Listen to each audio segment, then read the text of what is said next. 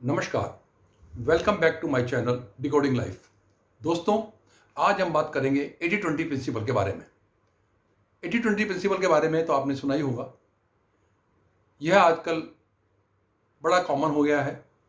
हालांकि इसे सबसे पहले इसका अध्ययन किया था इटालियन इकोनॉमिस्ट विल्फ्रेड पेरेटो ने 1897 में 1897। विल्फ्रेड पेरेटो ने एक अध्ययन किया था वेल्थ और इनकम डिस्ट्रीब्यूशन का। तो उन्होंने पाया कि 80% वेल्थ 20% लोगों के पास है, 80% जमीन 20% फार्मर के पास है, 80% पे 20% का कब्जा है, यानी कि डिस्पैरिटी है। इसको जब आगे बढ़ाया गया इस अध्ययन को, तो ये पाया गया कि 80% प्रोडक्शन 20% की वजह से हो रहा है, 80% रिसोर्सेज 20% लोग यूज कर रहे हैं, 80% of the result is out of 20% efforts.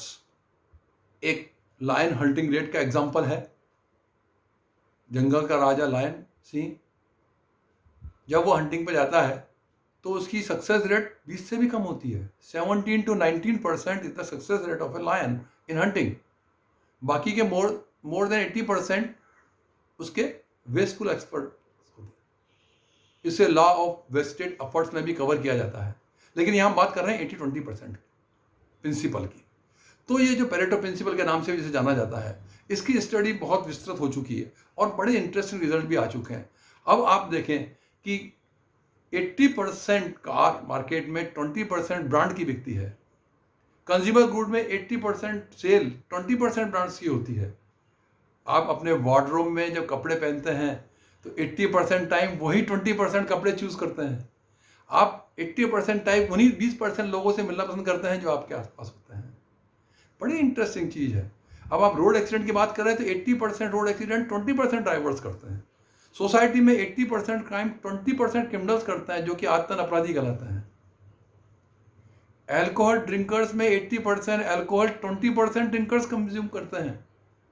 इस 80-20 को अगर आप स्टडी करेंगे तो पाएंगे कि ये जीवन में चारों तरफ फैला हुआ है, एवरीवेयर इट इज।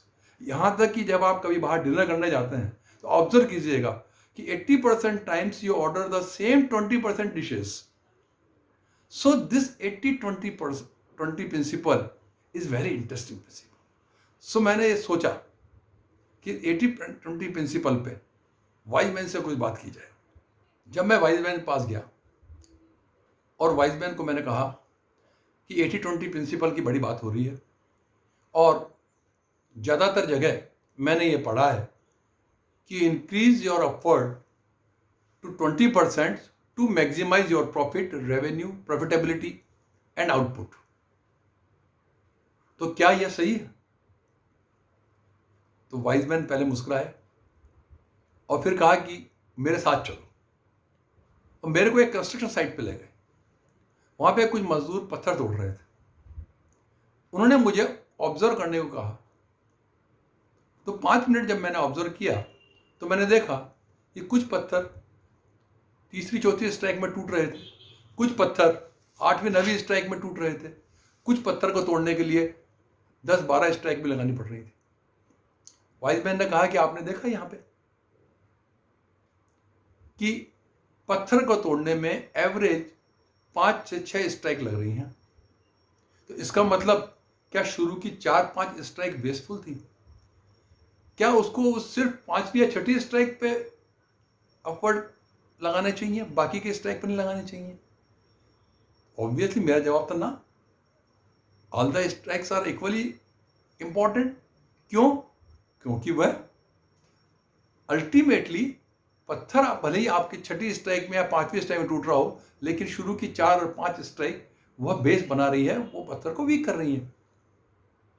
भाई मैंने कहा here lies the answer that 80% is your support system.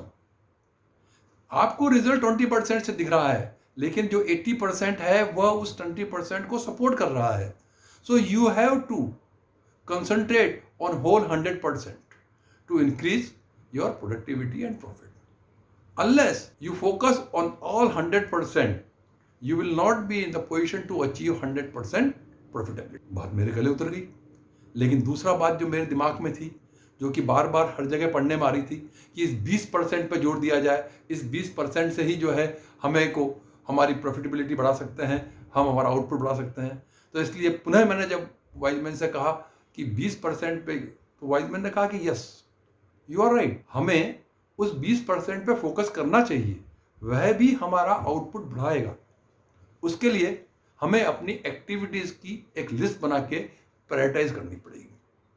You prioritise your activity on merit order, कौन सी एक्टिविटी ज़्यादा इंपॉर्टेंट है, और उस प्रायोरिटाइज करके उस 20% एक्टिविटीज पे जब फोकस ज़्यादा करेंगे तो आपको रिजल्ट बेटर मिलेंगे। और जो रिमेनिंग 80% है उसमें से हो सकता है कि आप कोई आउटसोर्स भी कर दें उन एक्टिविटीज़ को। बड़ा अच्छा एग्जांपल वाइजमैन ने मुझे कार इंडस्ट्री का दिया कि ऑटोमोबाइल इंडस्ट्री के अंदर कोई भी इंडस्ट्री 100% प्रोडक्शन नहीं करती है, सारे पार्ट्स नहीं बनाती है। जो भी ऑटोमोबाइल यूनिट होती है वहाँ पे जो छोटे पार्ट्स होते हैं वो उनको आउटसोर्स कर देती है, वो बाहर बनते हैं। वह जहाँ उनकी एक्सपर्टीज होती है उस पर कंसंट्रेट करते हैं और उसको कभी आउटसोर्स नहीं करते हैं। एक बड़ी अच्छी बात उन्होंने मुझे कही कि हम अपनी क्वालिटीज़ को प्रायोरिटाइज कर लें और आइडेंटिफाई कर लें कि ये हमारी एक्सपर्टीज है और वहाँ पे फोकस करें तो डेफिनेटली हमारा रिजल्ट बेटर आएगा। और जैसा कि लॉ ऑफ डिमिनिशिंग रिजल्ट कहता है कि अगर आप 20 से 40% कर देंगे तो आपका एफर्ट डबल होने से आउटपुट डबल नहीं होगा। क्यों? क्योंकि आप 20% फोकस कर रहे हैं और 100% नहीं कर रहे हैं। तो according to law of diminishing return it will not be double but it can be 150%, 160%. So there will be increase in the output. So focus on 20% of your expertise to increase your output. और ऐसे ही जैसा कि मैंने कहा था कि 80% time आप 20% लोगों से मिलना पसंद करते हैं। क्यों? क्योंकि उनसे मिलकर आपको खुशी मिलती है, happiness. So focus on the 20% and enjoy your life, increase your happiness index. तो दोस्तों, अगर आपको आज का वीडियो पसंद आया है कृपया लाइक करें, शेयर करें और सब्सक्राइब करें and also hit the bell icon ताकि आपको आने वाले वीडियो का नोटिफिकेशन समय से मिलता रहे। नमस्कार। Have a happy and healthy life.